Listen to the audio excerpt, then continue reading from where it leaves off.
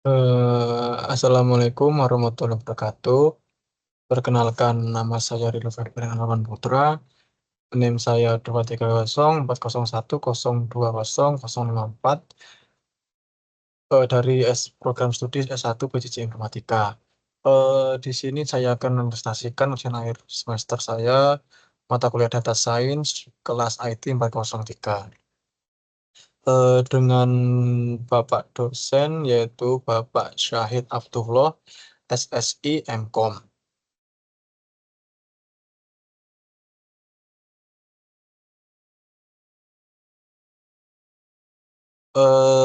UAS saya di sini saya mengangkat metodologi analisis data menggunakan metode regresi pada dataset baik sharing UCI Machine Learning Repository.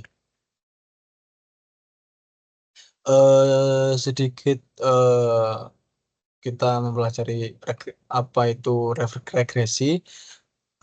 Regresi sendiri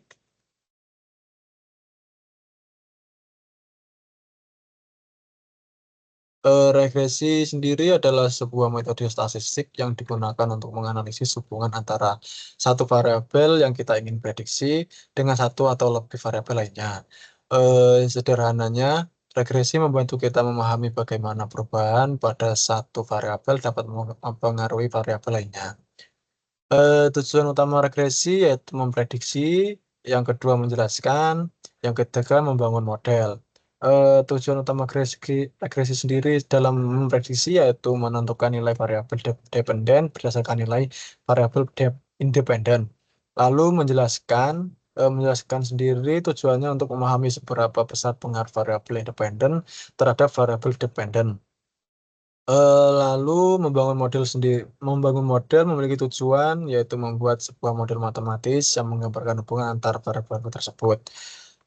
Jenis-jenis regresi yaitu ada tiga: regresi linear sederhana, yang kedua regresi linear berganda, yang ketiga yaitu regresi non-linear.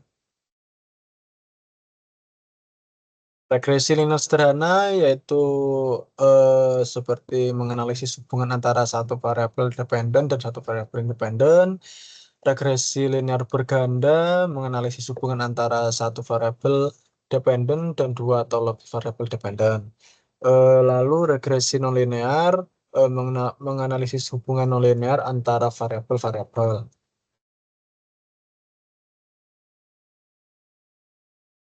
Lalu kita masuk ke analisisnya. Lalu kita saya menggunakan dataset back sharing yang terdapat pada UCI Machine Learning Repository. Saya memilih ini dikarenakan dataset ini yaitu terbuka atau open source, terkenal dan telah terbukti kualitasnya. Lalu kita akan mengeksekusi analisis data.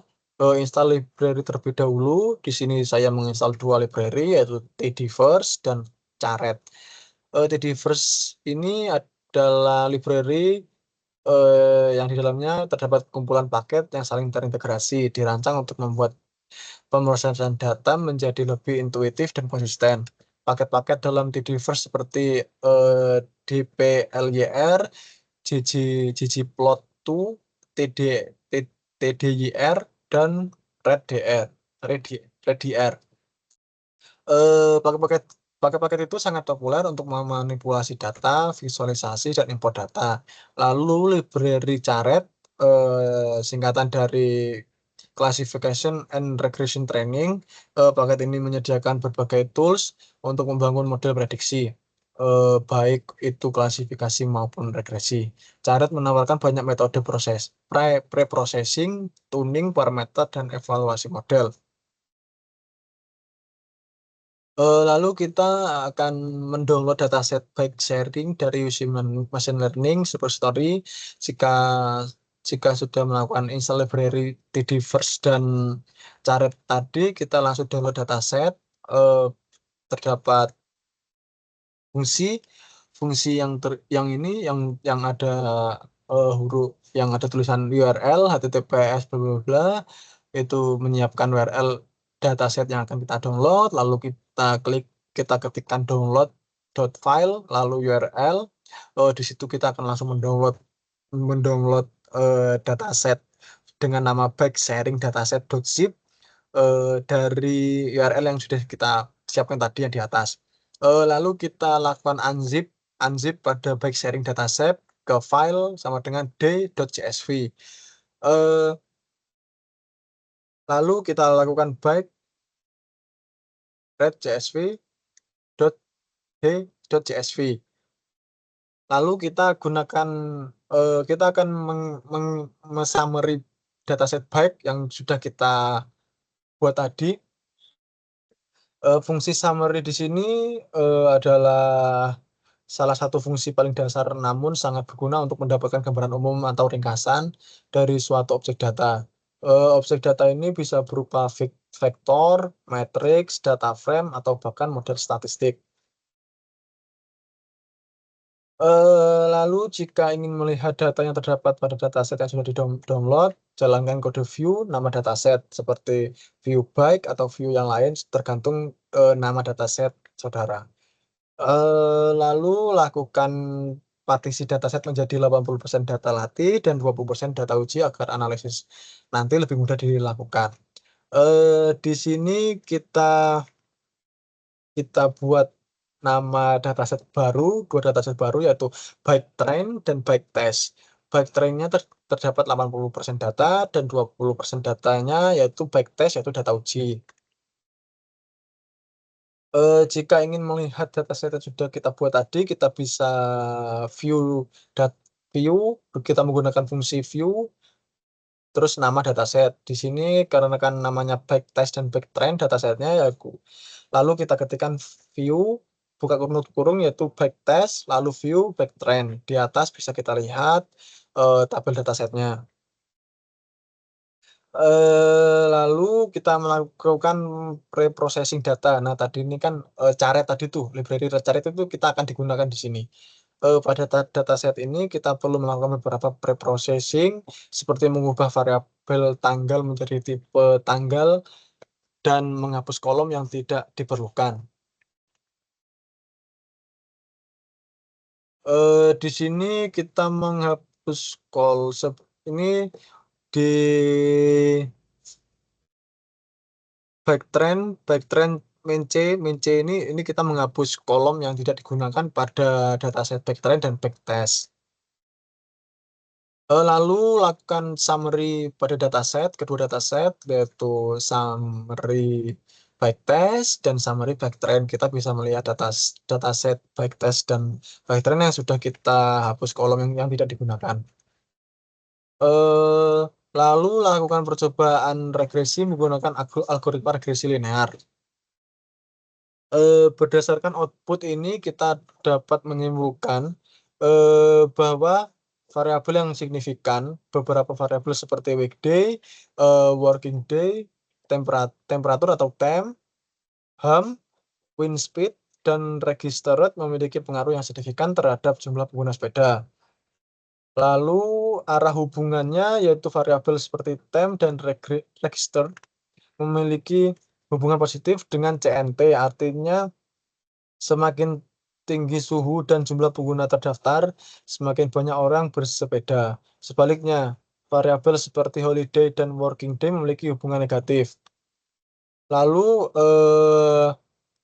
kinerja model regresi ini memiliki kinerja yang cukup baik dengan nilai R squared yang tinggi dan nilai P yang sangat kecil untuk statistik F. Lalu lakukan evaluasi performa model memprediksi data uji. Dari output summary prediction, kita diberikan informasi statistik dasar tentang nilai-nilai prediksi yang dihasilkan oleh model. Berikut penjelasannya. Min adalah nilai prediksi terkecil dalam kasus ini. Nilai prediksi terkecil adalah 296,6. First quarter, yaitu kuartal pertama, ini adalah nilai di bawah 95% dari data berada. Dalam hal ini, 25% dari nilai prediksi lebih kecil dari 2.964,1. Lalu median nilai tengah dari data, artinya 50% dari nilai prediksi lebih kecil atau sama dengan 4.561,1. Lalu main atau rata-rata, rata-rata dari semua nilai prediksi, dalam hal ini rata-rata nilai prediksi adalah 4.515,6. Lalu third quarter, yaitu kuartal ketiga, ini adalah nilai di bawahnya 75% dari data berada. Artinya 75% dari nilai prediksi lebih kecil dari 5.916,5. Lalu max nilai prediksi terbesar, dalam kasus ini nilai prediksi terbesar adalah 8.211,6. Secara keseluruhan, output ini memberikan gambaran bahwa model regresi linear yang digunakan berhasil menghasilkan prediksi dengan rentang nilai antara 296,6 hingga 8.211,6. Nilai rata-rata prediksi adalah sekitar 4.515,6.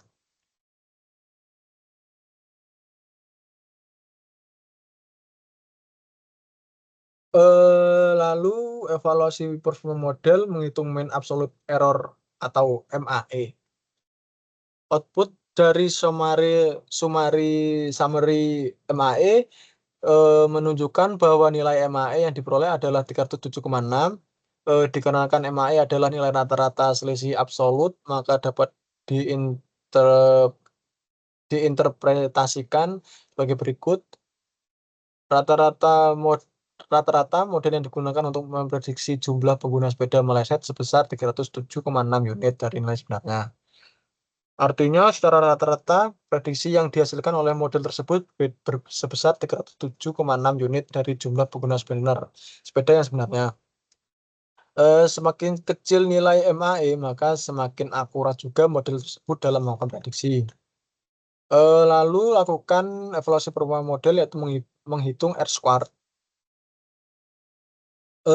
Kesimpulan dari menghitung R-squared yang sudah dilakukan, yaitu berdasarkan output yang diberikan, dapat disimpulkan bahwa model yang digunakan memiliki kinerja yang sangat baik dalam memprediksi jumlah pengguna. Lalu model ini mampu menjelaskan hampir seluruh variabilitas dalam data, namun perlu diingat bahwa nilai absolut dari RSS dan TSS mungkin tidak terlalu berarti tanpa konteks yang lebih luas. Nilai R-squared yang lebih tinggi tidak selalu menjamin bahwa model tersebut akurat atau dapat digeneralisasi ke data baru. Kesimpulannya, yaitu dari mean absolute error atau MAE, ini adalah rata-rata selisih absolut antara nilai prediksi dan nilai aktual. Nilai MAE sebesar 307,59 menunjukkan bahwa rata-rata prediksi model meleset sekitar 307,59 unit dari nilai sebenarnya. Semakin kecil nilai MAE, semakin akurat model tersebut. Lalu R-squared, ini adalah ukuran seberapa baik model menjelaskan variabilitas dalam data. Nilai R-squared sebesar 0,95 menunjukkan bahwa model mampu menjelaskan sekitar 95% variabilitas dalam data. Semakin dekat nilai R-squared ke 1, semakin baik model dalam menjelaskan data. Berdasarkan hasil evaluasi ini, kita dapat menarik beberapa kesimpulan, yaitu model memiliki kinerja yang cukup baik. Nilai R-squared yang tinggi atau hasil tadi kan 0,95 menunjukkan bahwa model mampu menangkap pola yang kuat dalam data dan memberikan prediksi yang cukup kuat. Namun masih terdapat kesalahan prediksi. Nilai MAE sebesar 307,59 menunjukkan bahwa masih ada selisih yang cukup signifikan antara nilai prediksi dan nilai aktual. Sekian, itu saja dari saya. Wassalamualaikum warahmatullahi wabarakatuh.